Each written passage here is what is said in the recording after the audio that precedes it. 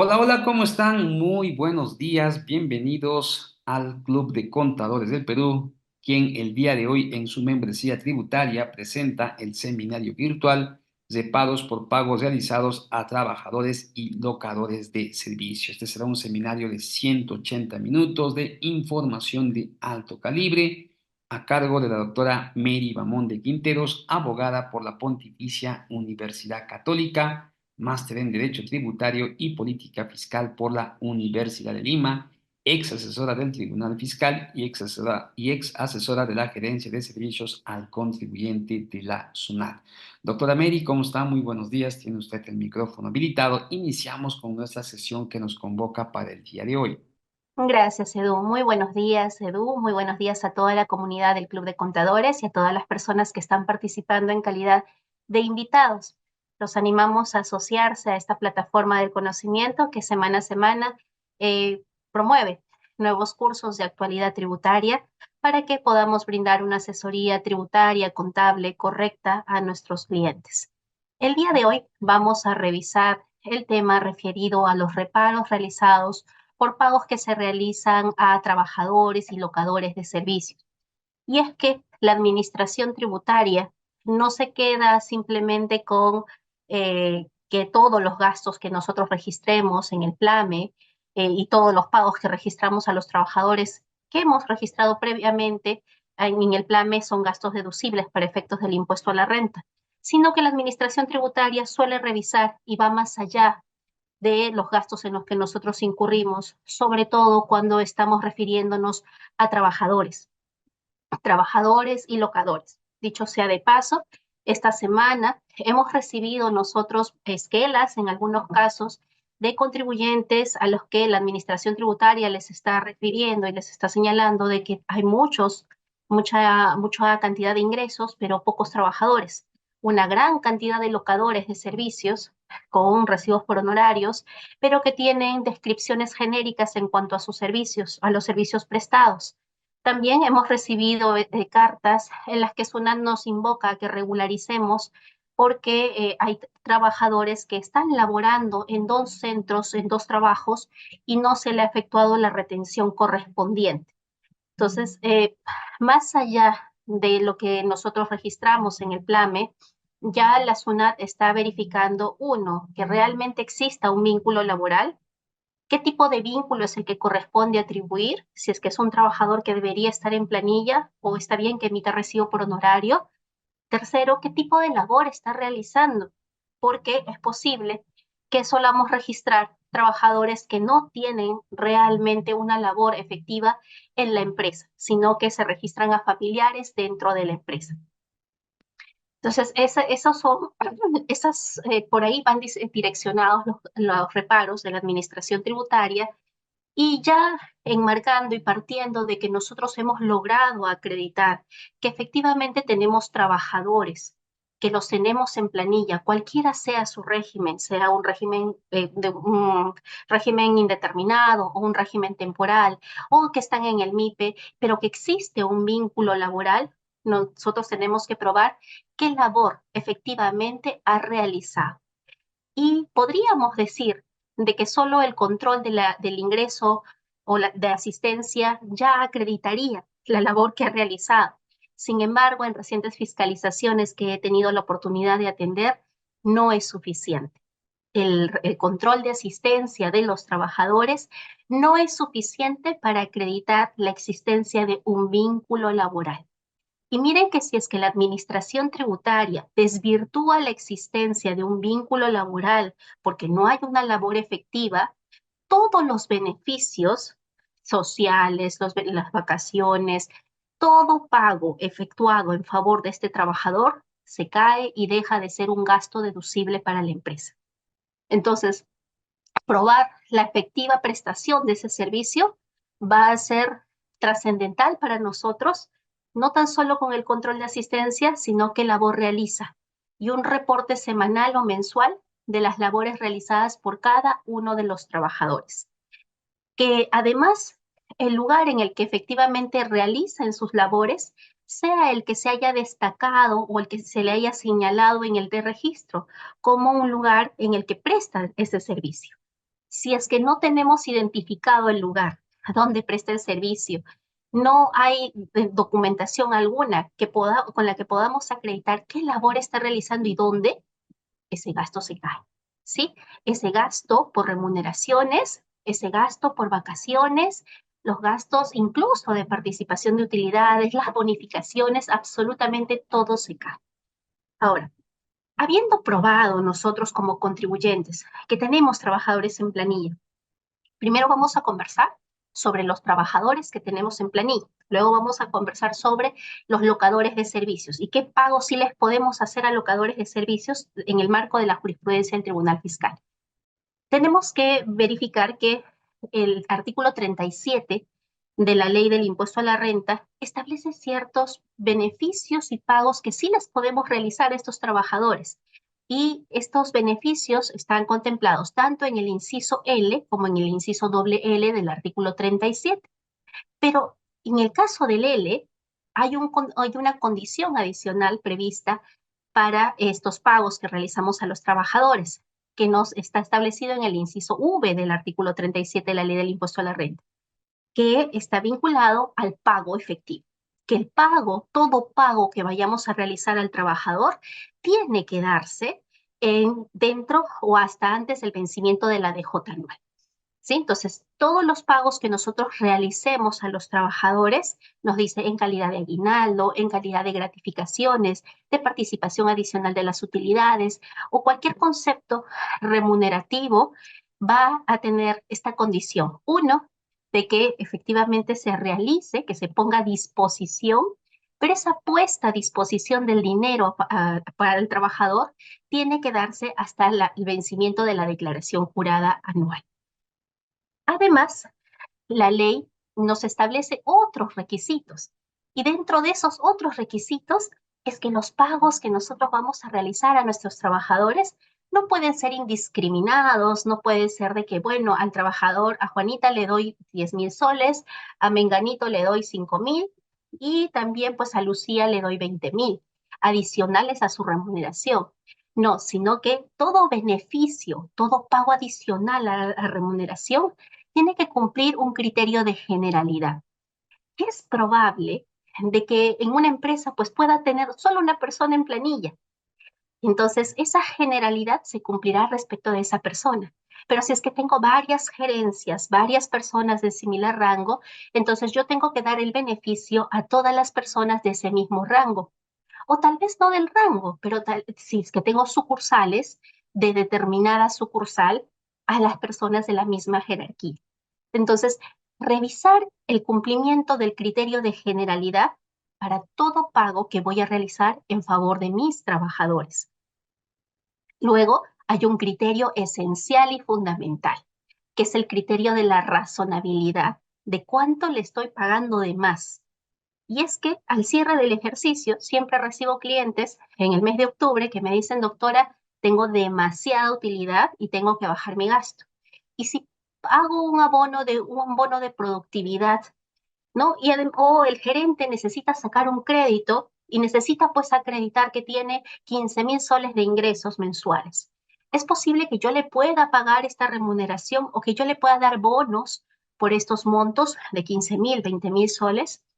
La ley del impuesto a la renta dice, en principio, tienes que cumplir con la generalidad, que ese beneficio que le vas a dar a un trabajador sea a todos en general de ese rango y por esa circunstancia, y que además sea un monto razonable. ¿Y la razonabilidad con qué se compara? La razonabilidad se comparará con los ingresos de la empresa. No es posible atribuir un bono, no es posible atribuir una gratificación extraordinaria o una participación adicional en las utilidades si es que la empresa no tiene, no va en ese pago no va en proporción con los ingresos. Puede ser que la empresa en este ejercicio 2023 haya disminuido sus ingresos en comparación del 2022. Eso no interesa. Pero lo que sí interesa es que ese pago adicional tenga una correlación con el monto de los ingresos que haya percibido la empresa en el ejercicio 2023. Si la empresa, pues, lejos de subir sus ingresos, ha disminuido sus ingresos, entonces ese pago, aun cuando cumpla con el principio de generalidad, va a ser un gasto no deducible. ¿Por qué? Porque son límites que la ley consigna. ¿Es posible sacar las utilidades a través de remuneraciones? Con mucho cuidado, cumpliendo todo lo que la ley nos está ordenando. La fehaciencia del vínculo, labor efectiva, generalidad, razonabilidad y sobre todo el tema del devengo. ¿Cuándo se está prestando este servicio? ¿Dónde se está prestando ese servicio? O si es que ya estamos en el marco de que es una remuneración, pero le voy a hacer pagos adicionales, gratificaciones extraordinarias, bonos, en el acta de directorio, en el acta de Junta General de Accionistas, en el contrato, en el documento en el que yo haya acordado que le voy a pagar ese bono, tiene que estar especificado en qué momento nace la obligación de que yo le dé ese pago adicional a ese trabajador. ¿Por qué? Porque ese hecho sustancial debe producirse en el ejercicio 2023. Si es que el hecho sustancial para pagar un bono se produce en el año 2024, entonces ese pago del bono que yo voy a hacer al trabajador recién va a ser deducible en el ejercicio 2024.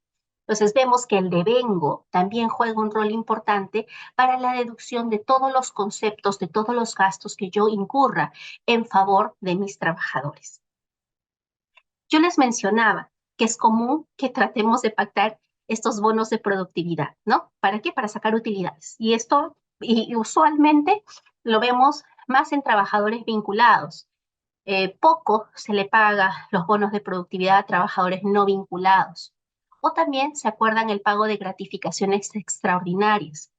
En ambas circunstancias, nosotros tenemos que probar, en el caso del bono de productividad, cuáles son los parámetros que la empresa estableció para que se le surja o se acredite que se haya producido ese hecho sustancial de pagarle un bono, porque eso va a determinar la deducción del gasto. Además, también se tiene que verificar y se tiene que contar con documentos probatorios que evalúen cuándo es que este trabajador cumplió con la meta que se le asignó. Y yo he visto en empresas muy grandes en las que dicen, bueno, en la boleta dice bono de productividad. Y cuando se le realiza la revisión de la DJ anual, se le requiere más documentación de cuáles fueron las funciones que cumplieron, cuáles fueron las metas establecidas y no tienen. No hay documentación que acredite que meta cumplió. Simplemente es que llegó diciembre y se le paga ese bono de productividad. Entonces, si es que nosotros no contamos con esa documentación, ese pago de ese bono de productividad va a ser una liberalidad y va a ser un gasto no deducible. No va a estar en el marco del 37 inciso L de la ley del impuesto a la renta, sino que va a calzar como una liberalidad. ¿Por qué? Porque no tiene no se está probando la razón por la que se paga ese importe. Este bono de productividad en verdad tiene que devengarse de acuerdo a los parámetros que es del cumplimiento de las metas u objetivos o cuándo es que se va a generar ese pago. Y necesariamente tiene que constar en la boleta de pago y va a formar parte de la base de la retención de quinta categoría. Vemos que el bono de productividad, por lo general, no es una declaración unilateral del empleador. Ahora, el empleador puede sí consignar lineamientos y dentro de su organización de funciones dice, bueno, a todos los trabajadores en general del área operativa que lleguen a tales y tales metas, se les va a aplicar un bono de productividad. También puede ser un lineamiento general o puede tratarse de un bono de productividad que ha sido acordado.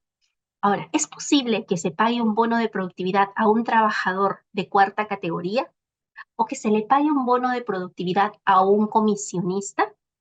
Claro que sí es posible, pero la deducción de ese bono de productividad a ese locador de servicios o a ese comisionista no va a calzar como un gasto deducible en el marco del 37L. ¿Qué me exige el 37L? Decíamos generalidad, razonabilidad, ¿no? Todo lo que estábamos mencionando antes. Sino que como ya estamos enmarcados fuera del ámbito laboral, esos pagos que yo puedo hacer del bono de productividad a un locador de servicios simplemente está en un contrato de locación de servicios y es una obligación contractual para mí y será un gasto deducible. No aplicaría la generalidad cuando es un locador de servicios. Simplemente es un acuerdo. Cuando es un comisionista, al comisionista per se, yo le pago en función a lo que él vende, ¿cierto? Pero también puedo yo pactar un monto adicional. Y ese monto adicional para el comisionista que se va a hacer renta de tercera categoría. ¿Yo le puedo pagar ese bono? Sí. ¿Le puedo denominar bono de productividad? Claro que sí. Pero ese pago no se sujeta a las reglas del 37, inciso L, que hemos conversado hace un momentito. No generalidad, no razonabilidad. Bonos de productividad, entonces, calza tanto para trabajadores dependientes, trabajadores independientes y comisionistas, pero con sus distancias y con límites que para los locadores no calzan. ¿Sí? Los límites sí van solamente para trabajadores dependientes con vínculo laboral. Y otro concepto que se suele pagar también en diciembre es una gratificación extraordinaria. Puede ser que yo tenga a mis trabajadores, yo estoy acogido al régimen laboral MIPE y deseo pagarles la gratificación. Esa gratificación que le estoy pagando, aunque no les corresponda, bueno, yo se lo voy a dar por libre iniciativa. Este pago sí debería ser un pago extraordinario por única vez, pero al ser un pago a trabajadores, ¿qué debe cumplir? Debe cumplir también con el principio de generalidad. Y si es que yo le entrego todos los años o por más de 2 años ya consecutivos este concepto se convierte en remunerativo y tiene que constar en las boletas de pago. ¿Sí?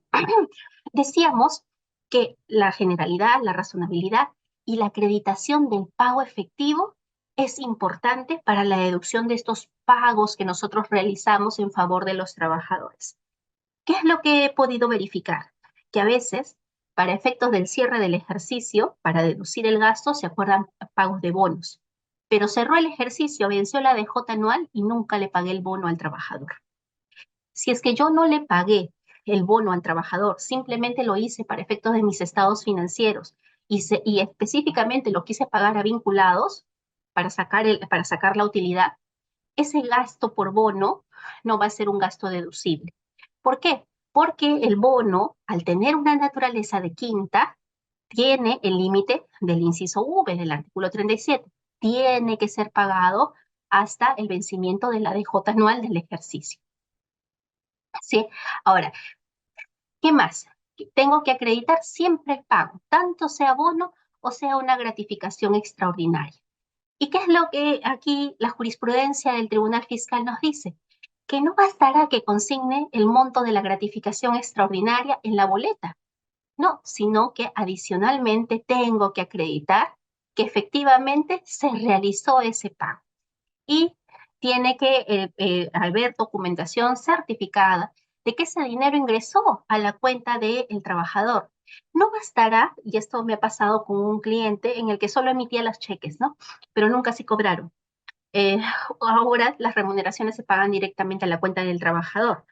No obstante, este contribuyente lo que hacía era emitir cheques. ¿Y por qué lo hacía? Porque emitía los cheques, dice, bueno, ahorita no tenemos la liquidez, pero lo que queremos hacer es que se deduzca para efectos de la DJ del año 2021, recuerdo que era el caso.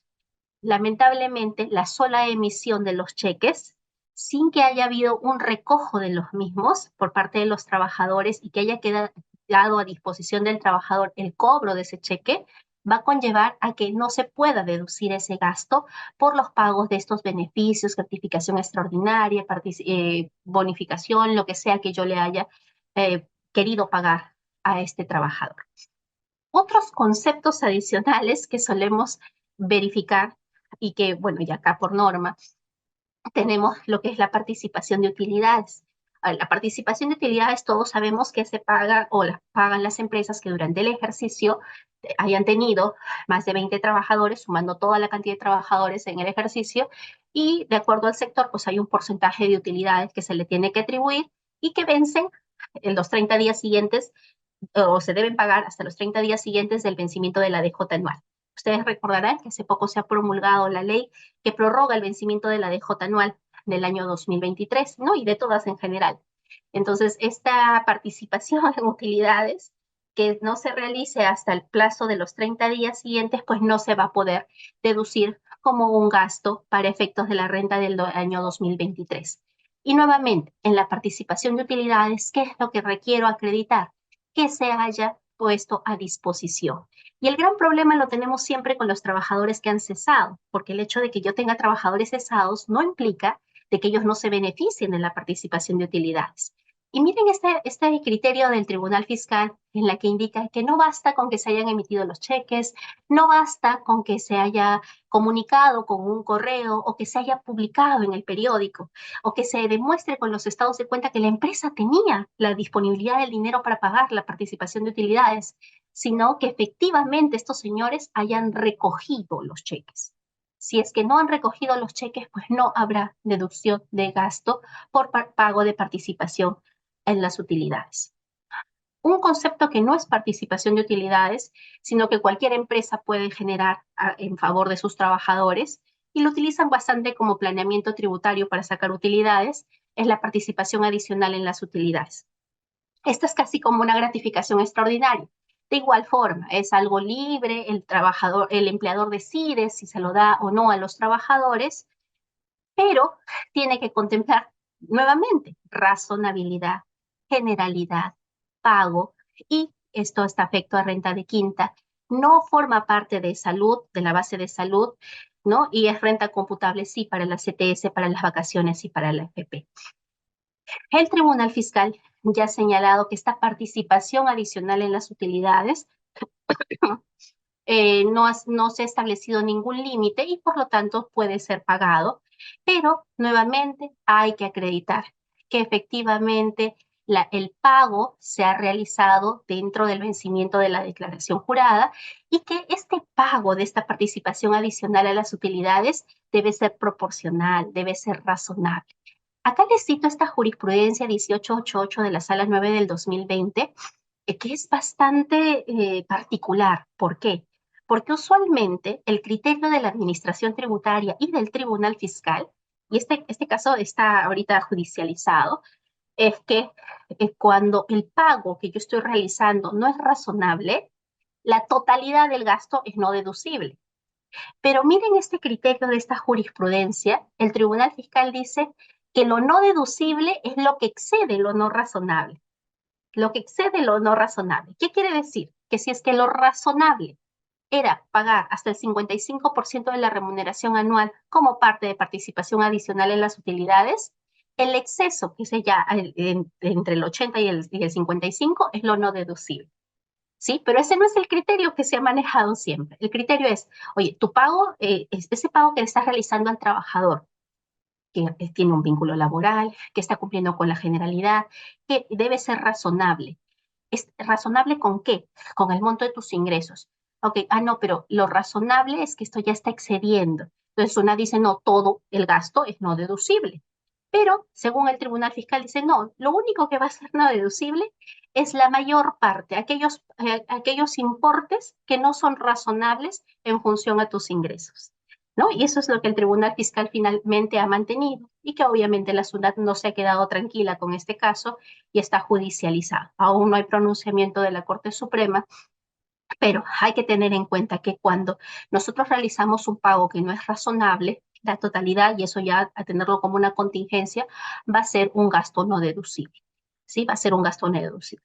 Esta jurisprudencia va en el mismo sentido de poner a disposición siempre las remuneraciones. Ahora, dentro de las retribuciones voluntarias que muy gentilmente y muy bondadosamente nosotros queremos dar a los trabajadores, y todos sabemos que esto es una estrategia para pagar menos impuestos, hay que tener en cuenta que esa relación entre los ingresos del contribuyente y la generalidad, en todos los casos. No hay supuesto alguno, salvo que sean locadores de servicios, en el que yo me pueda eximir de estos criterios de razonabilidad con los ingresos del contribuyente. No, yo no puedo establecer montos que no estén vinculados al monto de los ingresos que yo estoy facturando en el año. ¿Sí? Entonces, estas gratificaciones extraordinarias, en principio, siempre parten de un vínculo laboral existente. ¿Y responden a qué? A un acto de liberalidad del empleador, pero que al constituir parte de las remuneraciones va a ser un gasto deducible que se condiciona a que se cumpla con determinados principios de la generalidad. Ahora, hay aguinaldos que se suelen realizar en favor de los trabajadores. Y en aguinaldos vamos a encontrar pues todos estos conceptos que damos por fiestas